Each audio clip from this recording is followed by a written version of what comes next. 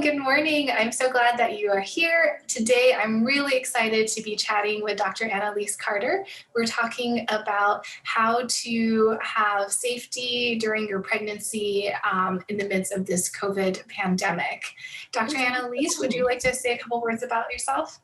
Yeah, thanks so much for having me. I'm excited to be chatting this morning.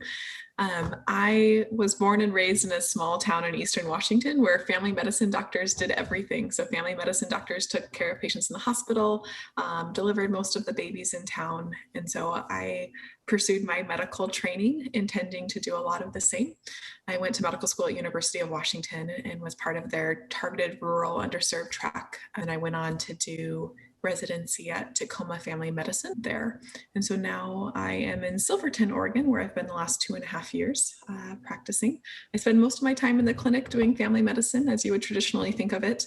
And then I also spend a large chunk of time delivering babies, doing full obstetrics, including C-sections, and am the town's chair of infection control currently. So kind of a fun thing in a small town, being able to wear a lot of hats, which is fun. Wow, I didn't know that you did the infection control for Silverton as well. That's so neat. I was going to start by asking you about what are kind of the unique risks to pregnant folks from COVID that other people may not have if they're not pregnant?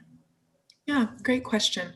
So pregnant women as a whole, being young women, do generally well with COVID. However, they are at significantly increased risk comparatively to complications from COVID. So taking a back seat for a second, let's talk about what risks to women, maybe ages 18 to 45, might be who are not pregnant. So their risks are roughly 1 to 2% of hospitalization for non-pregnant young women, and maybe only about a 0.3% chance of needing ICU admission. So a pregnant woman, depending on what study you're looking at, is going to be significantly higher than that. So about a 3 to 6 times risk of hospitalization. So a recent study showed about a 11% risk of hospitalization. And we're seeing that because of immune compromise that pregnancy comes with, decreased breathing space from that growing pregnant belly, and a lot of other things. If I may, I want to step back for a second. When I think about risks in pregnancy of COVID, I break it down into 3 different main categories. I think about risks directly to mom, risks directly to baby, and risks to the pregnancy. Not that risks to the pregnancy would be totally separate than risks to baby or mom, because of course, if something goes wrong in pregnancy, then baby's going to be affected. But I think that's the easiest way to think about it, is in those 3 categories. So if we look at risks to mom, like I was mentioning, there's roughly a 3 to 6-fold risk of hospitalization. And a recent study by University of Washington did show about a 13-fold risk of mortality, of death from COVID. But by and large, still a low risk.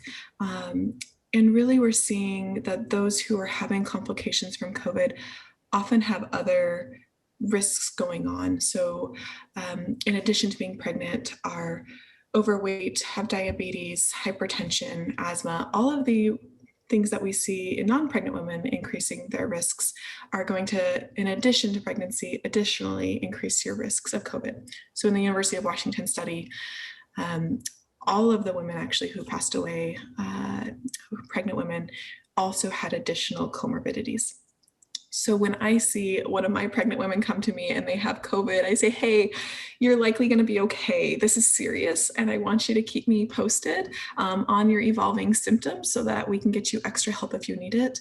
But most likely you're going to be okay, if that makes sense. And I have had multiple pregnant women who have had COVID, and fortunately each have done well thus far. When we talk about good to know. Yeah, when we talk about risks to baby now, so that second category I talked about, directly to baby, we don't really see a lot of transmission of COVID to baby. So fortunately, that's uncommon. We do see a couple rare cases here and there of babies born to infected moms becoming infected, but we're not seeing rates of really increased birth defects, of demise, or of miscarriage, which is good. That third category, though, we talked about of risks to the pregnancy, we are seeing increased risks of preeclampsia and gestational hypertension. So COVID causes inflammation of blood vessels, and in pregnancy, of course, that placenta that's rich in blood vessels and blood flow that we rely on, if we get inflammation of that, we're going to see issues. And so that can secondarily lead to increased risks of needing to deliver early, of needing then to be caring for a preterm baby, or when you have a mom who's really sick, of course, that can secondarily lead to impacts on baby. But I'd say by and large, most pregnant women do well, but I would be particularly concerned about my obese pregnant mama, maybe who has hypertension. I'm going to worry about her and anticipate we might have some issues. Mhm. Thank you. So it sounds like if you are a young, healthy person who's pregnant and gets COVID, for the most part, most people will do okay. But the hospitalization rate is about 2 or 3 times as high as for people who aren't pregnant. And your mortality, you said, is actually about 11 times as high for non-pregnant people who are symptomatic with COVID. So it sounds like there's a little bit more at stake here, and that might be more important for people who are pregnant to try to avoid COVID infection. What are some ways that people can do that? Yeah, I think that was a great summary. And ways to prevent infection. So the age-old things we've talked about of masking, hand sanitizing and washing. I also recommend to my pregnant patients to rethink their travel decisions, to be rethinking their social gatherings. We should be thinking twice about gathering in groups, particularly unmasked groups. And choosing to take extra precautions, particularly those who know that they're at higher risk of complications from COVID. Like we just talked about those risk factors, those women should really be taking extra precautions.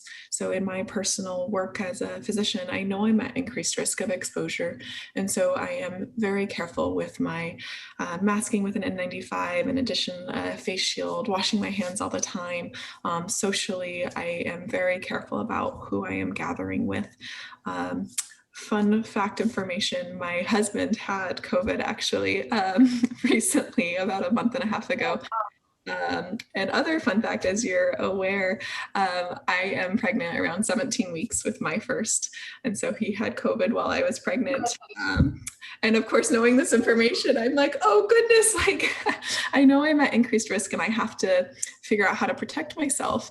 And so I went on the significant kind of severe side of the moment I knew of his exposure, and the moment he had the slightest tickle before he felt sick, going really extreme in our decision for quarantining away from each other and sanitizing everything.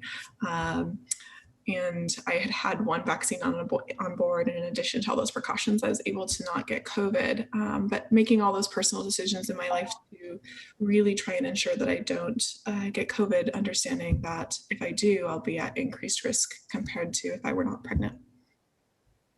Yeah. Wow, that sounds really hard. I also feel like, if women who are pregnant are having to take extra precautions to socially isolate, it's just so hard because that's a time when you really want to connect with other expecting parents, especially if you're a first time mom. That just sounds really hard to have to pull yourself back from socializing to protect yourself at a time when you really want to connect and reach out. Yeah, you're absolutely right. It is hard. I really feel for my mamas who can't have those baby showers that we've always had and enjoyed, or at least are having to make modifications to them. But I think that there's ways to still celebrate this chapter of life and to enjoy it while taking those additional precautions. Yeah, so let's chat now about the vaccine. There's been a lot of press on that. How would you advise people who are thinking about it, how to make that decision for themselves? Yeah, great question. I'm really excited about the vaccine and the protection that it's offering. So I think that really, though, for pregnant women making the decision on the vaccine, it's a really individualized decision that should be made with their doctor. by and large, just looking at the data that we do have and looking at the science of how the vaccine works, we're really reassured about the safety of the vaccine in pregnancy. We're still waiting on the exact studies, but just last week, the CDC released data on 1,800 pregnant women who have had the vaccine, and we see no increased risks to baby or the pregnancy in those who have been vaccinated. And in fact, we're seeing decreased risks because they're being protected from COVID. And both maternal fetal medicine and the American College of Obstetrics and Gynecology have said that pregnant women should be offered the vaccine. So those who should really be encouraging themselves to get the vaccine during pregnancy would be those who know that they are at increased further risk for complications. So like we talk about obesity and hypertension and diabetes and asthma. But like we said, even pregnancy itself is a risk. And I think that every pregnant woman should seriously consider protecting themselves with vaccination. And there's a great bonus that we're now seeing, brand new, seeing that some of our babies born to vaccinated mamas are born with secondary immunity. So the vaccine doesn't go directly to baby. It does not cross the placenta barrier, but the antibodies that mama's immune system is building to protect the mom are then secondarily crossing the placenta and helping protect your newborn baby. So double benefits there. That's so exciting. I just wanted to do a screen share. So this is from VSafe, which is the CDC's setup for tracking vaccine safety for essentially all different vaccines, and this is the one that's specific to pregnancy. So if you're watching this and you are a pregnant person thinking about getting the vaccine, you can actually sign up for this study. So if you just Google VSafe COVID vaccine pregnancy, then you can enroll in it, and it basically just gives you text messages and asks you how you're feeling and checks in to see if you're having any side effects or complications from it. So you can be a part of us actually understanding this. So this shows, like, among pregnant folks, their symptoms are mainly some pain, swelling, itching, redness, very similar basically to anyone else who's not pregnant. And then if you're concerned about vaccine specific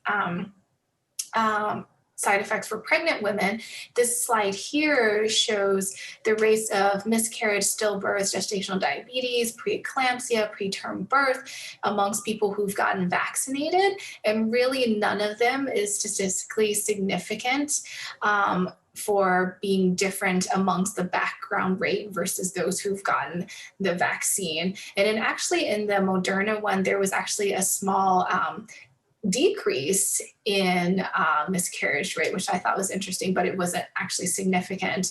So it does seem like from the data that we have that it is safe. And then if you do get COVID, that actually does lead more to preterm birth and a higher C-section rate. So, you know, not only is it safe, but it's actually preventing you from that complication in case you do get COVID. Exactly. It's actually a really exciting thing for all of us in medicine to be seeing the safety data and recognizing together how great this is to protect everybody, but including our pregnant moms. It's fantastic, really, and a hopeful light in the journey that has been going through the pandemic. Yeah. If you were going to advise somebody about Moderna versus Pfizer versus Johnson and Johnson, would you say that people should hold out and wait for one specific one, or just get the first one that's available to them? I would say get the first one available. There doesn't show to be any significant safety difference between all of them, and all of them are showing great protection. So as soon as you have access to one, I would say go for it. Yeah, I totally agree with you on that. You know, I think the Johnson and Johnson one got some bad press initially because their effectiveness rate for preventing all COVID infections was around 75%, whereas for Moderna and Pfizer it was around 95%. So people were like, oh my God, it's not as effective. But that was at all infections. If you look at severe infections requiring hospitalization or mortality, they're actually the same. So I think for the outcomes that we care about, like, are you going to get really sick or die from COVID? It's just as good. So I think whatever people have available to them first, I think they should go for that one. Absolutely. Okay, all right, well, thank you so much for joining me. So I'll get this uploaded onto the website as well, and I'll include some of the resources that Dr. Carter and I went over, including the studies that we mentioned.